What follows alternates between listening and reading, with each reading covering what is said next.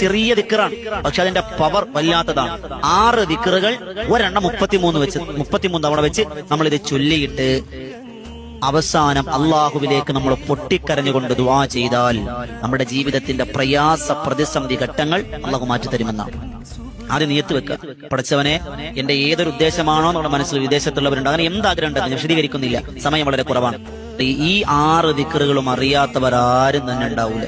നമുക്ക് എല്ലാവർക്കും അറിയാം. പക്ഷെ നമ്മളിത് പലപ്പോഴും പല സമയത്തും പല എണ്ണത്തിൽ 11 ചൊല്ലുന്നവർ, 10 എണ്ണം ചൊല്ലുന്നവർ, 3 എണ്ണം ചൊല്ലുന്നവർ, ഈ 33 എണ്ണം നമുക്കറിയില്ല അല്ലേ?